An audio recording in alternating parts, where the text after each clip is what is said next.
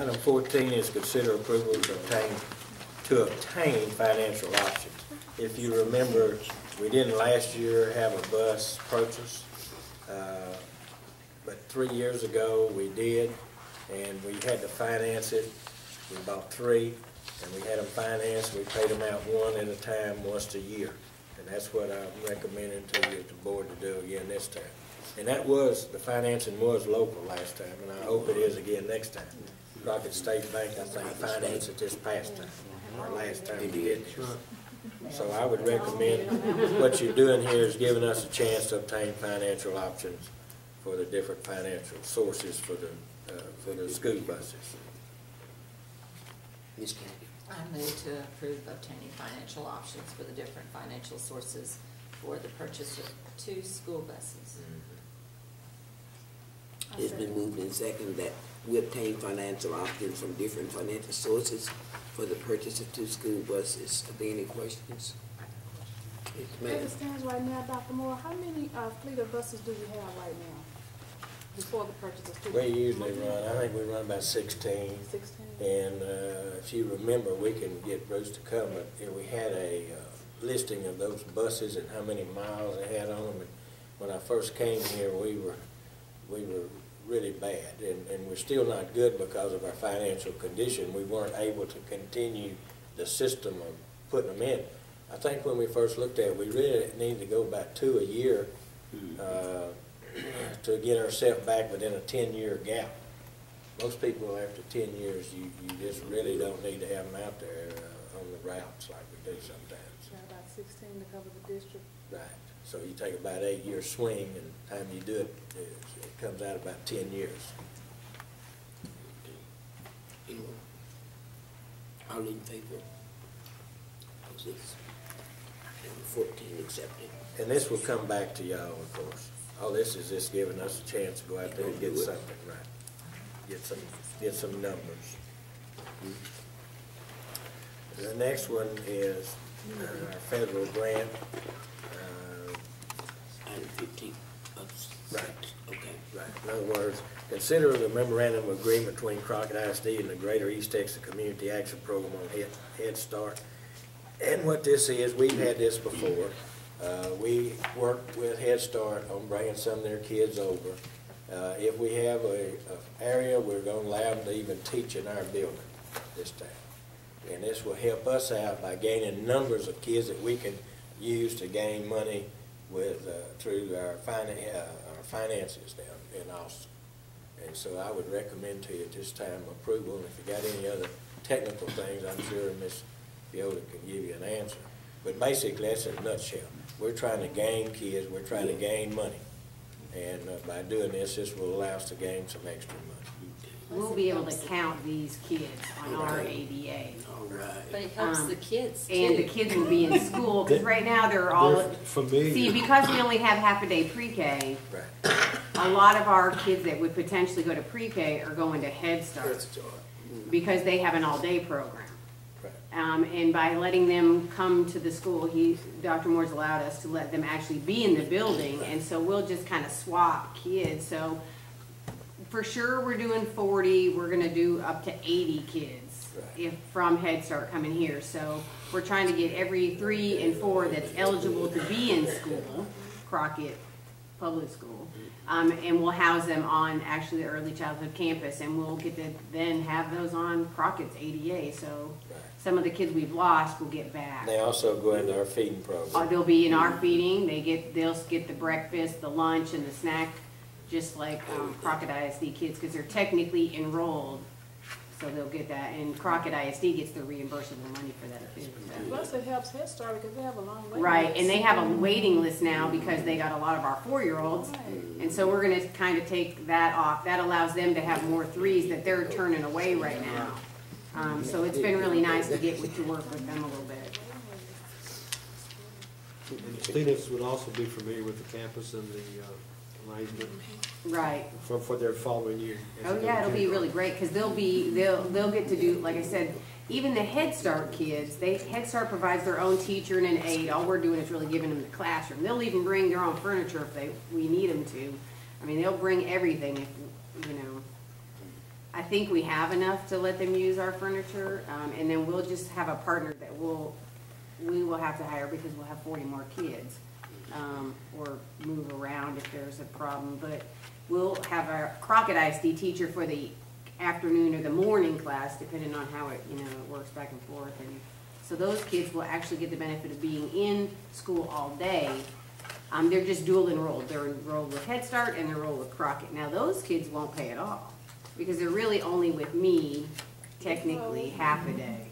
So really there is a potential for certain students to be all day free. Head Start and I agreed that they will provide the 40 students. They're gonna pick the 40 to 80 students. They have to qualify for Head Start first because any kid that qualifies for Head Start automatically qualifies for me. And so they're gonna pick those students, and every student they choose to house on the campus, I will dual enroll them as in that partnership. So they're gonna pick their 40 to 80 kids first, and they'll have to meet our eligibility, and then we'll enroll them in Crockett ISD with our paperwork and everything else. Exactly. So it'll be kind of nice. Yeah. Do they have ESL teacher, bilingual teachers that they use at this time on Head Start? Do Head Start? It's Head Start. I do not believe they do, but they don't have. They are serving the social, emotional side, and then they do the academics where we are academics first and work on the social and emotional. So we provide the ESL side of that. They don't. They're not really doing that. Let me say one thing. They're at different guidelines. Let me say one thing here. We as a staff, we discussed that, Dr. Garner, and we're gonna go to all the ends, whatever we can to pick up that type of teacher. We're planning, the early childhood are really, I had just talked to Dr. Moore about, we need to really focus on hiring two bilingual teachers. Because I anticipate with the Head Start, for sure, we're gonna have 40 more kids. Unless 40 disappear, we will have to hire another pre-K teacher. My goal is to hire a bilingual teacher. Yeah. And because we've discussed what can we do to get a bilingual teacher. I also know that I am pretty sure I have a kindergarten teacher going to retire. Well, again, I have 2 openings. I want 2 bilingual teachers.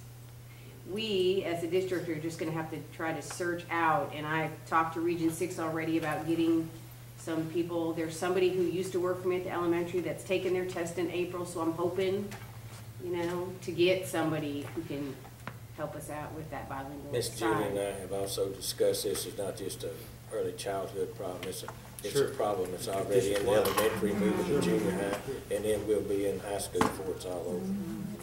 That's a state problem. Right. It's a state, It's district-wide, it's state. it's a state problem. It's a challenge we get. We got a motion, a second. Okay. Now, I make a motion that we accept the memorandum of agreement between Crockett ISD and Greater East Texas Community Action Program, Head Start. I second it. it's been moved and seconded that we accept the Greater East Texas Community Action Program, Head Start 2013, 2014. All in favor? This is accepted. We don't need to go to executive session. Yes, we We do. do. Yes, we do. Okay, at this time, we will go into executive session. They're gonna show us, we're gonna leave out of here. Executive session. Madam Chairman, at this time, I would like to recommend to you the following staff members for 2-year contracts starting this coming year. Assistant Superintendent, Ms. Julian, Principals, Ms. Fioli, Ms. Martin, Ms. Lideker, Ms. Lamb, and Ms. Revel. And also our Special Ed Director, Ms. Tullis. And also Ms. Patton, our school nurse. Okay? Yes, sir. No, For 2 years, you did, 2, okay. okay. Can I get a motion? You want 2 I could, motions? you want me to go ahead and do one motion? I will. Yeah. All right, and our athletic director to have a 1-year extension, which will give him a 2-year contract. But his will be 1-year extension. Okay? Ms. Kennedy. I move to accept the superintendent's recommendation for the 2-year contracts for assistant superintendent, the principals, the special ed director, and the district nurse and for an extended one-year contract for the athletic director, which will give him 2 years. Right. Okay. We give a second. Second. Okay, it's been moved and second that we accept the administrator's contracts to be extended for 2 years and Coach Kettler's to be extended for 1 year, which will in turn give him 2 years. Right. Any other discussion? All in favor? And I would like to say your principals are doing an excellent job. Thank you. Thank y'all. Next item on our agenda is item 19, and that is to consider appointing a presiding judge for the school district election on May the 11th, 2013. And the person that has volunteered this time is Miss Janet Walker. So we need a motion to appoint her as the presiding judge. I make a motion, we appoint Ms. Walker as presiding judge and bless our heart.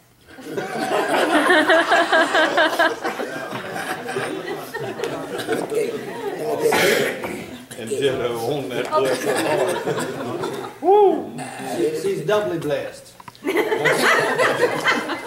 It has been moved and second that we accept Ms. Janet Walker as presiding judge for May the 11th. All in favor? Ms. Janet Walker will be our judge.